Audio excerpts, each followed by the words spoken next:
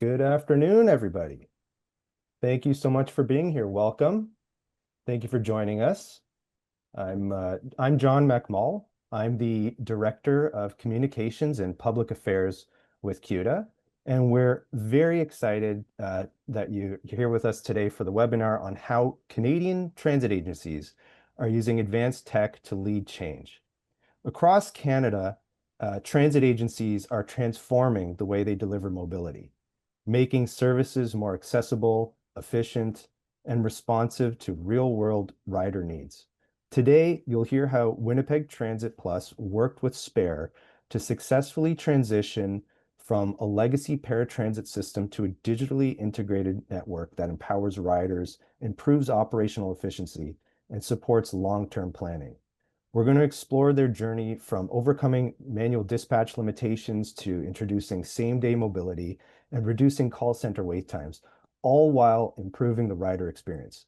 So as we move through the session, feel free to submit questions in the Q&A module that you have in Zoom. And you can make comments in the chat and provide feedback in our survey, which will be sent after. And to kick things off, feel free to just drop the city that you're joining from today in the chat. So I want to first take some time to introduce our speakers. First, we have Teresa Platt. She's a leader in the field of transportation accessibility. As the manager of client services with Winnipeg Transit and a practicing occupational therapist, she's committed to fostering inclusive, customer-focused transit solutions. Teresa currently serves as the vice chair of CUDA's Accessible Transit Committee, and has played a role in the development of the Accessibility for Manitobans Act, in the transportation regulation standards of the act, where she advocates for equitable and accessible transit systems across the province. Her work continues to influence both strategic planning and day-to-day operations, driving forward a vision of universally accessible transportation for all. The other speaker we have is Cody Dzik, and he's the operations supervisor for the City of Winnipeg's Transit Plus paratransit service. With 10 plus years in municipal leadership and information technology, he oversees daily transit operations, performance management, and contracted service delivery. Cody leads data-driven initiatives in procurement, fleet planning, and service design and integration. His work focuses on reliability, accessibility, and measurable customer outcomes across Winnipeg's paratransit and conventional on-request network. And now I'm going to turn it over to our host for the day, who is Kyle Rahani, the account manager from Spare. He's going to take us through today's discussions and lead the presentation. Over to you, Kyle. Thanks, John. Thanks everyone for joining today. We're very excited for this conversation. I come from a transit planning background and didn't want to have the bio as part of the mix because I think that this is really more about, want to center Winnipeg Transit's experience here. So I'm excited to share this project with you and talk about some of the really fun and exciting things that we've achieved together at Winnipeg Transit. So as we move into our first section, we want to explore what modernization means for agencies on the ground. And to be clear, modernization isn't just a buzzword, right? It's the difference between struggling with daily challenges and creating space for innovation and accessibility. For a lot of agencies, this shift starts with super small, but ultimately very impactful changes like streamlining operations, improving rider trust, and laying the groundwork for growth, which is, coming as the demand for these types of services increases and the Canadian population ages. So I'm really excited to chat with you, Teresa and Cody, and explore how your team approached that transition, you know, that whole modernization process, and what lessons other agencies can take from their journey. So, could you start maybe by sharing a bit about Winnipeg Transit's transition journey to Spare? What challenges did you all face, and what drove the decision to modernize? Yeah, certainly. We were in a situation here in Winnipeg where the previous software system really wasn't delivering the accessibility features, the improved efficiencies and flexibility we had committed both to our council and also to our customers. Um, our on-time performance at the time was well below industry standard. Our trip denials were a significant issue. And our customers at the time only had one channel to reach us, and that was through our contact center.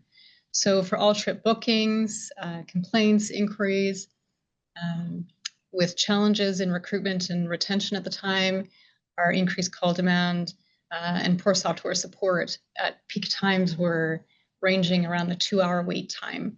So this was just appalling, both for you know our customers, our council. It really impacted, of course, the poor call center experience. It impacted our team morale and certainly gained media attention. Um, so there was a real burden placed on our team when we were looking at very manual, very time-consuming adjustments on same-day requirements. Really had a constraint on our service and our ability to really pivot on day-to-day demands. So we were really seeking a revitalization back to service and to enhance service and to really come back to what we had committed to our customers in achieving automated scheduling system, dispatching, really looking at addressing those pain points that we had previously. And ultimately, we really needed to deliver on the unfulfilled commitments we had from the previous software system and really rebuild customer, stakeholder, counselor trust, and really also establishing that kind of foundation for the integrated services and the data-driven solutions we needed to implement for the new transit network and where we're really heading with our Winnipeg Transit Master Plan. Right. And that, media attention that you mentioned, Teresa, as well as those unfulfilled commitments and rebuilding the trust of stakeholders, council, the public ultimately, was paying attention to what was happening. And that makes me curious, especially since there is some work that's been done at the provincial level around the Accessibility for Manitobans Act. Mhm. So how much did the AMA, its passing, and then, I suppose its ultimate coming into force a couple years down the line, influence your decision to modernize? How did policy shape or interact with the technology choices that you made? Yeah, I mean, I think we were already on our own journey, moving towards our Winnipeg Transit Master Plan. We knew that we had very specific time goals in place, and it just so happened that the Accessibility for Manitobans Act, the Transportation Standard Regulation, was enacted in January 1st, 2024. So what Mm, that did was actually just provide us the support, really, through legislation to forward the plans and strategies we already had in place, but have some legislation support behind us. Um, and it helped us identify kind of where some um, barriers are that we know exist, but also connect with, because it's through legislation, some budget support as well to make those changes. And those changes to become compliant will have to be in compliance with, I think, approximately 190 changes for transit. So that comes from very small process changes to very significant policy changes. Um, and this is where we're looking at, same day service, increased service hours, support person program, communication. And so it's very much a marriage between again, what we had already identified in the transit master plan, and then marrying that with the accessibility that we're truly committed to here at Winnipeg, and again, having that budget support behind that, council support behind that. So that's where we really see technology come hand in hand with that, to ensure that we are enhancing self-service. What we heard from customers more than anything is that moving from one channel where customers could only access through our contact center was giving options through mobile app, web-based technology, just giving choices to our customers was what we heard more than anything. And this is really just laying the foundation for that to happen. Right. Yeah. It's quite neat that they dovetailed so nicely, Mhm. that there was Yep. sort of that policy level that with the transit master plan at the municipal level that then, is really backed up by some hefty legislation at the provincial level as well. Yep. I want to build Cody. I want to get you here in a little bit. I want to build on something that Teresa mentioned a moment ago about some of the challenges that you had been dealing with beforehand, with some of those manual time-consuming changes that were done on a day-to-day basis, and the desire for sort of a revitalization of the service. I think it was the word that Teresa used. So, Cody, what operational efficiency improvements has your team observed since implementing this new technology? Yeah, we've certainly seen a wide range of improvements across our key performance indicators. As far as service delivery is concerned, some of the struggles we encountered with the previous platform that we were using was, as you were referring to, a lot of manual kind of intervention involved at a lot of different stages, and inefficient and poor routing and illogical use of the vehicles, and then that there of course directly translates into suboptimal on-time performance. It translates into a lot of administrative overhead when it comes to dealing with day-to-day operational things such as a vehicle breakdown and having to move trips onto another vehicle. What was a process that could potentially take one of our dispatchers 30 to 45 minutes is now a process that takes a couple minutes on the Spare platform. Wow. So a lot of different things like that have really been noticed by us, particularly in the areas of on-time performance and trip accommodation are two areas that I would highlight as where we've seen tremendous improvements. So generally speaking, now our on-time performance sits around 96 or greater percent, whereas historically we were seeing that in, again, what I would consider to be a suboptimal range within our industry, below 90% in kind of that ballpark. And as far as our ability to accommodate our trip demand, that was one of the most stark changes. Overnight, we effectively eliminated the need for our overflow service provider. At the time, we were sending anywhere between 2 to 7 or even 800 trips per month to our overflow provider.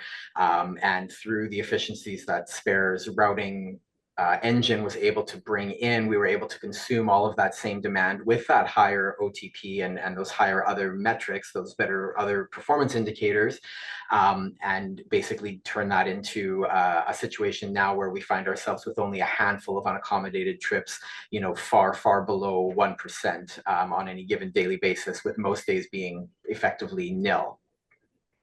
Wow, that's really great to hear. And I'm sure that that's had a really significant impact not only on the riders but also on your staff, right? To think about a lot of the manual tasks that had been done before, that now are able to be a little bit more automated. And then the fact that there has been a downstream effect, of course, on your riders. I'll come to that because I think that there's definitely some interesting questions to be asked from the rider experience standpoint. But from a day-to-day standpoint, from your employees, experiences, um, how has that changed? What is the impact that this technology shift has had on Winnipeg Transit staff? Yeah, the change there has been significant as well. And in my particular business unit, looking after our day-to-day operations, I have clerical staff that interact with our contractors because we are a fully contracted paratransit provider. And I have a team of inspectors that are also responsible for enforcement and driver training with respect to our contractors. And the technology has enabled a lot of efficiencies in both of their roles. For my inspectors, for example, they can be out on the road now and very quickly identify where a driver is. They can very quickly view the history of where that vehicle has gone for, on a given day, which trips and riders that they have experienced, and it's all in a very quick and easy, intuitive interface compared to what they were used to previously, which was a lot more of a fixed kind of rigid structure where they'd have to be a lot more rigid in terms of planning their day. Now they have the platform and can just quickly at a glance see, okay, I need to meet with driver who's driving vehicle C20. He's at this location. We're going to pause him, go meet up and do what we need to do. Some of the other tools on the platform has also helped us significantly too, both from our inspectors as well as our clerical staff, because we have a lot more insight as far as data and analytics go, not just at the service level, but also at a more granular level when it comes to contractors and drivers. So if we're having particular issue with with a driver and customer where there's continual no-shows, we can zone in on that data very easily and identify, okay, this driver does have a significantly higher no-show rate compared to our norm across the other contractors, or this driver has incredible on-time performance for the inverse example, right? So they're a demonstration of what's being done really well, and so accessing all of that history and information at a glance in one platform has been really, really helpful in terms of enabling our staff to kind of do our jobs quickly on the road and efficiently, and open up some of that bandwidth that was consumed by other tasks on the previous platform to now pivot to other items that we need to take care of both operationally, but also for project perspective to meet some of these goals that Teresa and you have mentioned as with respect to upcoming legislation. Right. I mean, there's only so many hours in a day, and there's only so many employees that you have, working at Winnipeg Transit. So to be able to say, all right, these tasks that used to have to be completed manually and were maybe very time consuming, that now we can have this happen so much quicker. The fact that that allows you to redeploy those folks to, meeting the regulatory challenges that, I mean, not challenges, the regulatory framework that is kind of being um, implemented as part of the Accessibility for Manitobans Act. That's, again, kind of coming back to this dovetailing of the fact that you have these regulations that are kind of coming from the provincial level. You've got the technology change that is able to support you. It's exciting to hear that because I remember when we were there for launch last year, and of course, you all are in the trenches every day, there every day. But I only really get to hear this stuff when we get to have these types of conversations. But I remember an anecdote, I think from the first couple of weeks after we launched, about how you thought that maybe the phone system was down because you weren't getting, nearly as many calls as you would normally get. Yeah, that's absolutely right. We did get to see some funny little anecdotes like that came as a result following the launch, as far as, our overall call volumes to our contact center that saw some tremendous improvements that we'll speak about, where, at times we were used to being queued up, and when suddenly that was brought to almost nothing, we were, certainly taken aback. And further to that as well, our staff who are on standby, such as myself, to look after operational matters, that also tended to dry up almost overnight as well, right? Because the platform was stable, easy to use, intuitive, and took away a lot of the some of that manual work that would lead to potential escalations is now being done behind the scenes by the platform, with some of the automated dispatching features and whatnot. And so it really took away a lot of that, and it was quite the substantial change overnight for sure. Right. Yeah. But of course, it's not always just sunshine and rainbows. There are challenges that endure, I'm sure, that we need to be looking towards resolving. So I'm wondering, Teresa, if anything comes to mind from your perspective of kind of remaining challenges that you are looking to solve, maybe related to the AMA, related to, now that we've got these issues, these acute issues that were the result of the previous technology provider resolved, what are you looking towards next?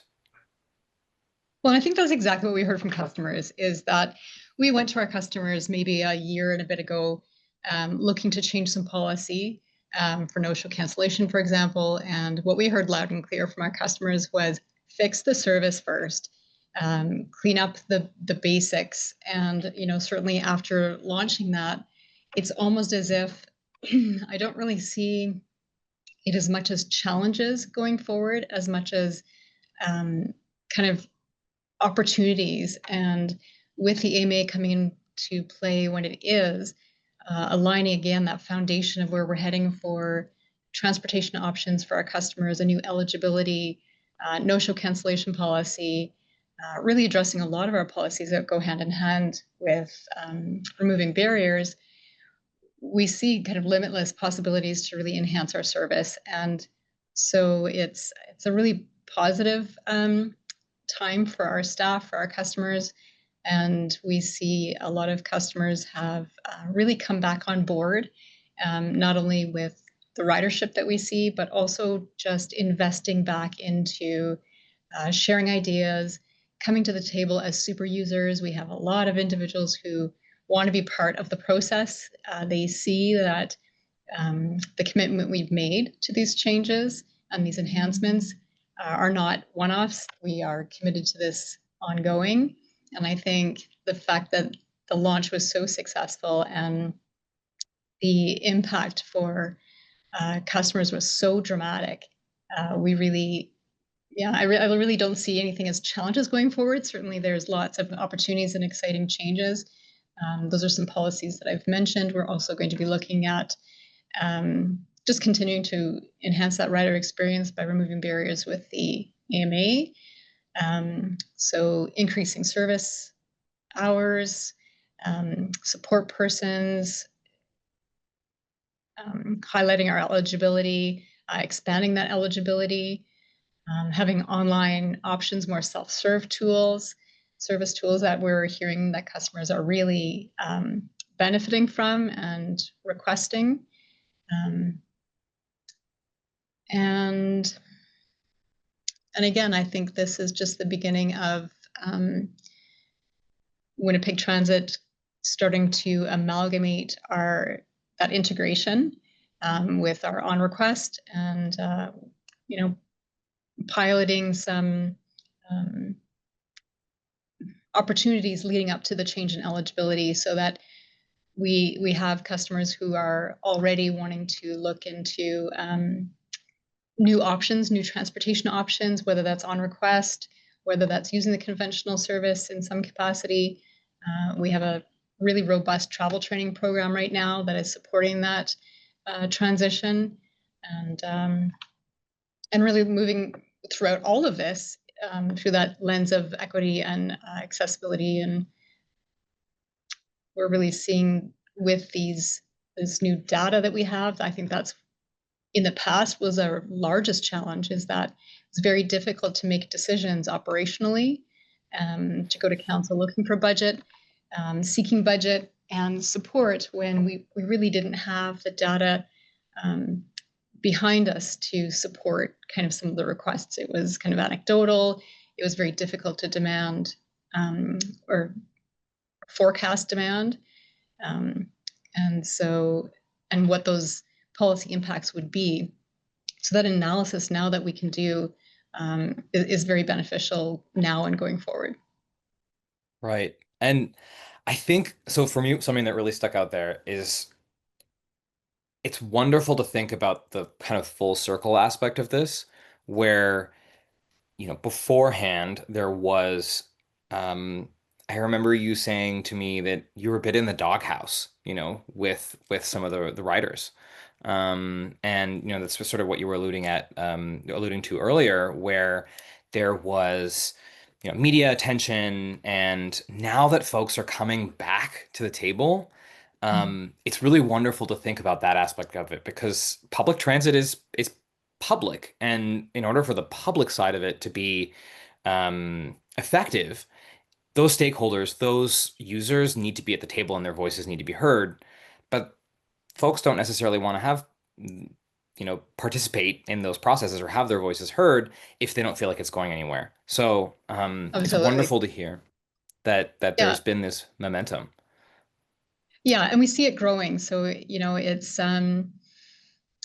it's very positive. It really has kind of resuscitated the entire service. And, it feels like it's a journey we're on together. Our teams, our customers, our stakeholders, and, we just can't really get things out fast enough. We're so excited to continue to enhance the service, and we've got great feedback coming back from customers where it seems more engaged in a process of wanting to be part of change as opposed to maybe just a complaint. It's more of a information sharing and feedback, and we have a lot of mechanisms now to be able to also hear from our customers on a regular basis, and on a fulsome basis where, for example, when they finish a ride, it can be a thumbs up, thumbs down, and we can monitor things like that. And that's just real time information. And the positive feedback we receive in general has been overwhelming. But beyond that, even the feedback has just been so constructive. Yeah. That's wonderful. That's really great to hear. Before I start to cry, let's maybe shift gears a little bit here and focus on, what some of these operational improvements mean for the riders. Because of course, as we were just alluding to, behind every efficiency gain is a person trying to get to work on time or make a doctor's appointment or visit a loved one. And these modern tools aren't just for streamlining operations and increasing the KPIs, as Cody was mentioning, but going to what you were just saying a moment ago, Teresa, thinking about giving riders more control, those self-serve tools, giving them confidence and dignity in how they move through their communities. So now thinking a little bit about enhancing that rider experience and accessibility with these digital tools. Teresa, how did you all ensure that the changes were positive for riders and the staff? Could you maybe talk a little bit more specifically about those new booking and payment tools and how you managed the transition? Yeah, there was definitely some apprehension from customers. We knew that was going to be the case. We'd already had software that wasn't successful, that the crossover wasn't a positive experience. So it really was investing in the time for our staff and educating our riders. We had many information sessions leading up to the launch, where we had our travel trainers, we had our operations staff available either in person or online to actually walk through a booking process with customers. We had how to pay tutorials on the website. And again, we had weekly information sessions that customers could be part of. We wanted to ensure our staff were well supported and engaged. We combined that with adding a pilot group of super users from our customer base who kind of had that advanced access and worked closely with the vendor, yourselves, Fair, and our operation team. So what we did do is roll out an entire new suite of booking options, so that, like I mentioned before, that mobile app, the web-based booking interface. We had an improved automated phone system. And what we knew would always be the staple for our service is our contact center. But what happened is that we now opened up the channels in which customers could use to self-serve, and we were yeah, truly shocked to see the outcome of roughly 25% of our riders now using self-serve options instead of calling. So we've had a lot of positive feedback about that. We also have our on-request microtransit service. That's almost entirely self-serve. 93% of those bookings are made through the app and without contacting the contact center. That's something we couldn't have even imagined as a success story previously.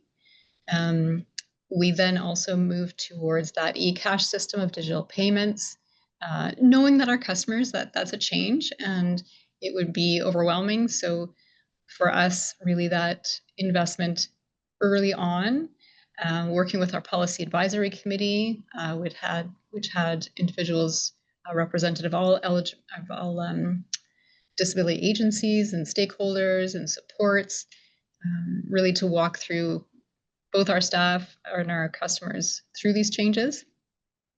But again, that self-serve options really allowed riders to add balances on their own, receive notifications. We now have a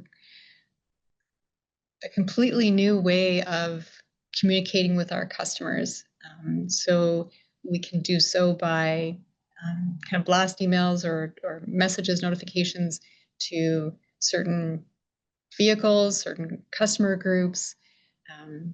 So again, just eliminating delays in communication, especially with postal strike, that we've had that looming for some time. So that's been other options that we can tap into. So those were some ways that we really saw that change almost seamlessly. Right. I mean, I think that's a pretty comprehensive list. And when I think about, and I've heard this from a few agencies, the fact that I can order food on my phone. I can order like, I don't know, Domino's is my favorite pizza place. And I can watch it I can watch it travel all across town and come to my door, you know. And that's something that's been available and on the market for a long time. But for a lot of paratransit riders and specialized transit users all across North America, not just in Canada, that same level of transparency and self-serve options doesn't exist for something as integral to their lives as mobility services. Not to like be flippant, about the Uber Eats comparison, but it does, drive home the contrast that exists, especially I'd imagine pre this transition to Spare. So I'm glad to hear that there's been this improvement in the day-to-day experience of these riders, and even just being able to have that visibility, do the self-serve booking. So I'm glad to hear that. And what do you think, Cody? I want to kind of go back to you here for a moment. What do you think these digital tools what impact do you think these tools have had, excuse me, on the rider experience and your operations? I think we talked a little bit about operational impacts, but before, in that first section, but are there any additional operational aspects to the rider experience changes that come to mind for you? Yeah, absolutely. So I mean, having these self-service options now, the mobile app, the web app, the automated phone service, has really diverted, up to 25% at times of our trip requests through there. And our whole motto along from the get-go of this project was, we don't want to take away options, we want to introduce more options so that people, A, can use what they want, but B, the resources dedicated to, say, for example, traditional customer service representatives over the phone, those resources are maintained for those individuals who cannot or do not have the means to access the self-service options.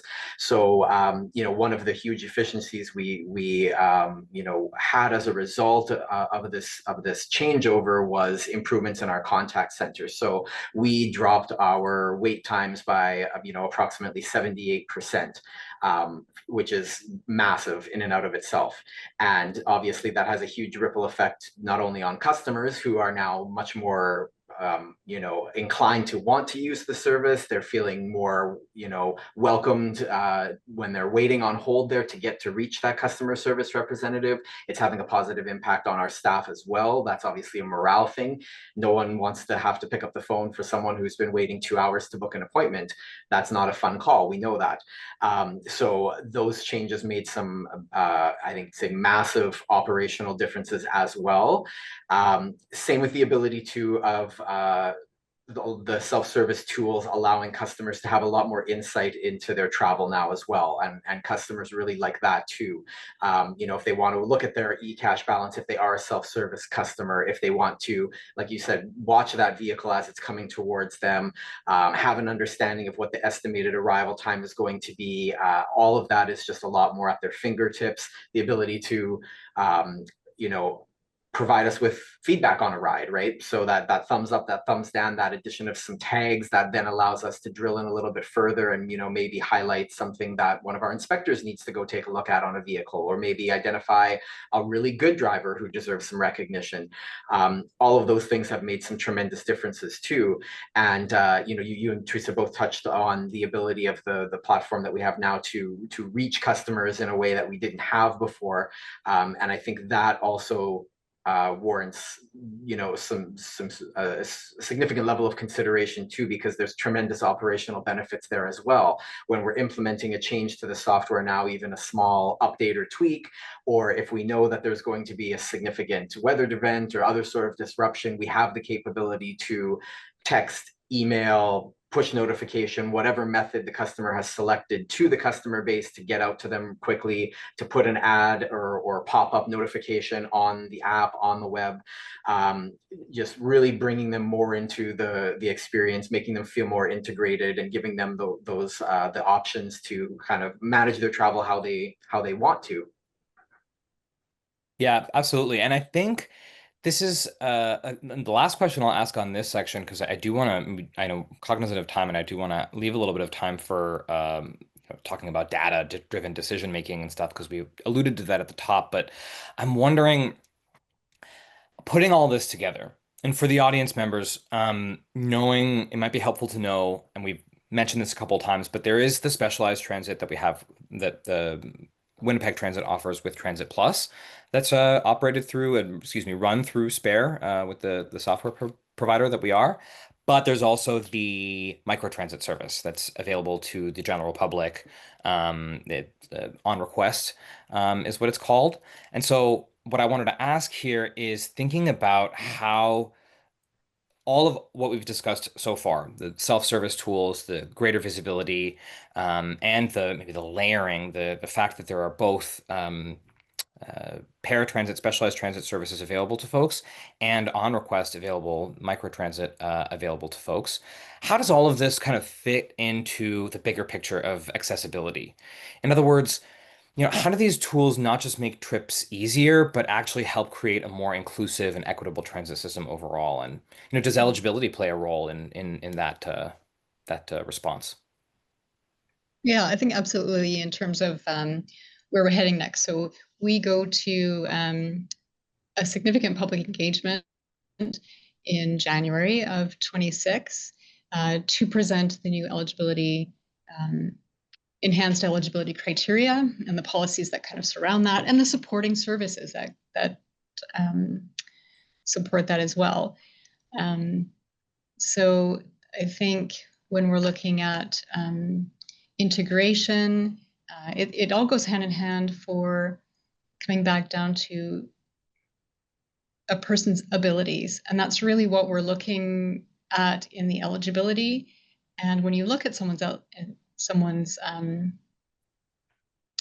abilities and function, that's the whole premise of criteria, and also opening integrated models where you now have customers that have the ability to access more than just paratransit or just conventional. We have this ability to access any part of the transit system based on that person's abilities. And you can't get any better than that in terms of accessibility and usability, and that marriage between that. So the more options we have within our eligibility criteria to connect people with the transportation option that works best for them, that's where it really comes together quite nicely. And we anticipate some great feedback from our client base and our stakeholders in January before we go to council to present that in Q2 of 26. So, but absolutely, paratransit, or sorry, microtransit, commingling, all of that links to eligibility and how we're going to open up options for customers. That's terrific and very inspiring. Looking forward to seeing, what the results of that January 26th consultation are. So, transitioning, I know we've got a lot of questions from the audience, so I want to make sure that we've got time for them. So, transitioning into sort of thinking about data-driven service models and maybe some of the broader lessons learned here to sort of bring the meat of our conversation to a close. This is a question for you, Cody. Now that you've got all of this data at your disposal, and we've got a map here of the new primary transit network that was launched in June of 2025. Super exciting. We've got the yellow zones there, which are on request. This is just sort of for the audience here. So now that you've got all this data that we've talked about, how are you leveraging it? And not just the data itself, but also the insights that you're gaining from it for planning and decision making in the long term. Yeah, absolutely. So I think it's I'll kind of break it down into kind of a twofold aspect. So one, having the ability of customers to access both services on the unified platform is giving us insight into the interests and desire of our paratransit customers to access conventional service at a level we weren't able to really quantify or look at before. And as part of our on request service, we have offered an expanded level of service to individuals who are registered with our paratransit service, where we will attempt to get curb to curb as opposed to having the customer walk or roll to a nearby bus stop to help encourage that use. But from one perspective, yeah, we've really been able to understand now, okay, how many customers are making use of this? What types of trips are they using it to make use of? What are the use cases kind of surrounding that? So that's one component. And I think the other component, and this speaks more generally to the abilities of the platform to collect and obtain and kind of manipulate data, is it is highlighting to us, where demand gaps exist or may benefit from additional resources. So with the primary transit network being very new still to us, just like you mentioned, since June, we're paying a lot of attention to what service looks like in each of those areas. And through the platform, it makes it very easy to understand at a glance, what are wait times looking at? What is the trip demand looking like? Are there certain peak periods where we're seeing, we're not able to meet the kind of service levels that we wish we would be able to? And between both of those kind of chunks of data, we're then able to segue that into some of the long-term planning. So, we are wanting to explore options like the potential of commingling our on request to accommodate some paratransit same-day demand, which is part of the legislative requirements we have coming in 2027. So that's one example of being able to marry that data to help provide an understanding of what that might look like. And then also from the perspective of working closely with our conventional service development team, who is responsible for planning conventional service routes. So the data that we're gleaning from the platform then kind of allows us to liaise with them to help understand, okay, are we at the point where we need to add additional conventional resources to this area to just improve the on request service? Or are we at the point where we're needing to pivot to a fixed conventional route there? Do we need to make some other changes?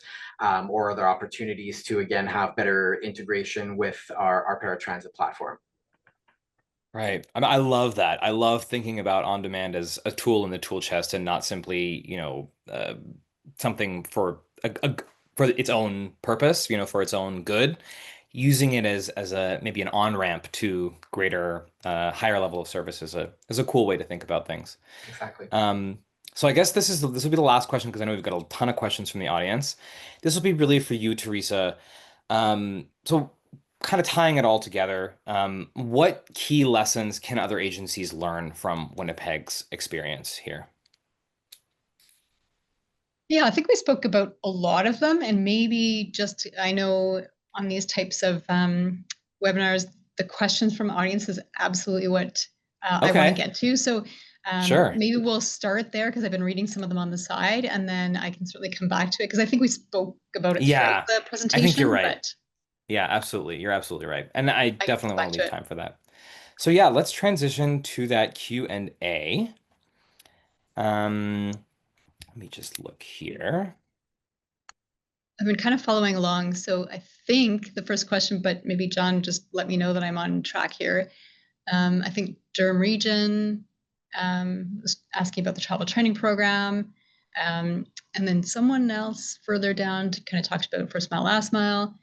And I can say that what we're looking at doing right now and that robust travel training program links on a multitude of projects we have going on right now. So one being, of course, the launch of our primary transit network. So really supporting customers through a significant network change that started on June 29th. And again, we'll gear up next week when everybody goes back to school and more regular routine. And so we have the ability to provide on-street support to customers. We have presentations that are booked through the travel training program.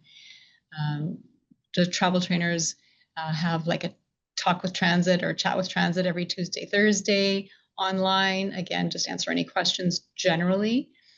So on the transit options, there's presentations, there's Q&As, and then to support individuals either transitioning from Transit Plus or paratransit to the conventional, we also have some one-on-one training that we do there, or group training that we can do for organizations.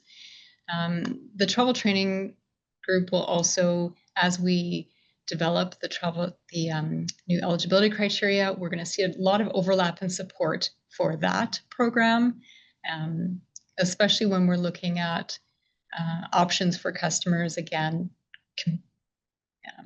combining them with their abilities and what their transportation options are. So those travel trainers will assist with things like a first mile, last mile concept, where we would maybe pick someone up from their home, take them to the conventional service, where that conventional service will provide the rest of the trip. Or if that final mile is required, then a Transit Plus vehicle would be there at the end. So these are all things that we're looking at in the next few months as we move towards enhanced eligibility program. So hopefully that helps. But Deborah, if you have any other questions, or if anyone else has any more questions about travel training, please reach out to Winnipeg Transit and we'd be happy to connect you with our travel training program. Cool. Thanks so much, Teresa. I see we've got a question here from Alex Preddy. Can you give more information on how the platform has increased OTP so quickly? Better scheduling tool, more accurate map speeds. I guess this would be maybe a question for, I know what my answer for this would be, but Teresa, Cody, can you maybe speak to this one? Yeah, I mean, from our perspective and from what we can see, it seems to be that the scheduling engine and the routing engine, the algorithm that Spare Platform uses, is vastly superior to our previous system as far as logical mingling of customers, logical building of routes that kind of maximize on-time performance, and a lot of flexibility in terms of the configurations that that we as the agency can control to help manage demand and help adjust how the Spare engine responds to that. So overall, you know, what we saw initially was that, you know, to give one example, our ride pooling, the amount of passengers being carried by our vehicles jumped significantly, which was a huge component, I think, to all the improvements in all of our KPIs. Whereas our previous platform was operating more as almost like a taxi service, where trips were very much direct. We weren't seeing much ride sharing at all. The Spare Platform puts a pretty significant focus on bringing that true shared ride experience, which is the goal of our service and at the heart of our service. So I think that's definitely one component of it from our perspective. And we know there's a lot of other, you know, things taking place behind the scenes too, that the Spare platform does that our previous system didn't. So for example, the new platform allows some automated dispatching to take place where trips can be moved and adjusted to slightly different times to help improve overall net lateness. If it's starting to see one driver slipping behind, or the ability for the system to quickly move a trip from one driver to another. That's something we see very commonly, and it takes a bit of a learning curve for the drivers to get used to, but it's not uncommon for the platform to say, hey, driver A is starting to run 30 minutes behind because they ran into construction, but driver B actually had a cancellation, so they got time to get to the location, and so that trip is just immediately moved same day, real time, within a few minutes to that other driver, so that the platform, that other driver can take it. And all of these factors, and I'm sure there's a million other things in the code behind the scenes that are also contributing to this, but these are what we're seeing from a front end perspective as the agency that's leading to these improvements. Right. Yeah, that makes sense. There are a lot of questions here in the Q&A, so I'm going to try and answer as many as we can. There's a very interesting one here from Roxanne Isaac, and she very politely asked in the webinar chat as well that she's got some questions here. So this one I think is very interesting, Roxanne. She says, I've worked in 3 significant areas: customer service, operations, and now scheduling. How do you envision these areas working together for the sake of the customer in an ideal world? Sorry, I was just trying to find the question so I could. It's about halfway down, a little bit more than halfway down, 235.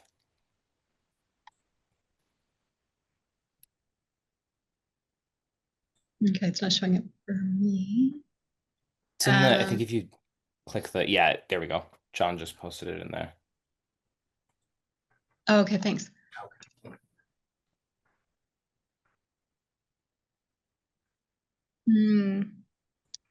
Yeah, I don't think anything we do here is in isolation. So I agree, Roxanne, that it has to work together. I think that is the point. They have to work together. I don't know, Cody, if you have anything to add in terms of yeah, I mean, from how they work together specifically. Sure. Yeah, from my perspective, and from the changes that we've seen, I think that having a strong unified platform and processes surrounding that is really key to helping all of these areas work together, because to Teresa's point, they really do have to be very tightly integrated. And I think what we're seeing now is that with the flexibility of our software, we're able to integrate a lot of these components that I think historically kind of worked in silos, where similar to you mentioned, like scheduling was very much like a kind of a separate thing on its own, as was customer service. And bringing that all together under one platform, I think kind of helps organically move towards having everyone work towards that end customer goal, right? So for example, for our team, to give a actual example, right, our dispatchers in our contact center look after kind of day-to-day scheduling issues, and the folks on my team look after the more proactive stuff. And previously there was a lot more reliance on my team for certain changes because it was so manually involved. But with it being so flexible now, there's a lot more kind of trade-off there and a lot more communication between the two areas. So it's not really that scheduling just kind of does their piece and leaves. It's more of a continuous flowing kind of thing. So that's a few things that come to mind from my perspective on that question. And there's one question here from Mark. Also, I'm not sure what property or what city, but it's a good question. I think there's some interest throughout the chat here that we provide annual reports, and it highlighted here in our 2024 report that the contact center complaints, trip booking errors, and scheduling complaints doubled from 2023 to 2024 when Spare was introduced. Can you clarify what led to the increase in complaints? And what I can tell you is that we launched halfway through the year. So the bulk of those complaints are prior to our launch. When I talked earlier about having 2-hour wait times, that's where those complaints and scheduling errors, really the bulk of them landed there. I think it was quite significant when we looked at our complaints after that. So if we really broke it down month to month, we saw significant changes once we did launch. So it is misleading if we had a timeline of those complaints. Not sure if you have anything else to add, Cody, on that. Yeah, and I think that summarizes it quite well. And I think part of it too, that may also kind of have played a role is we also had, along with the spare platform change, we had some internal additional other internal system changes as far as the systems used to manage our internal ticketing and tracking for some issues.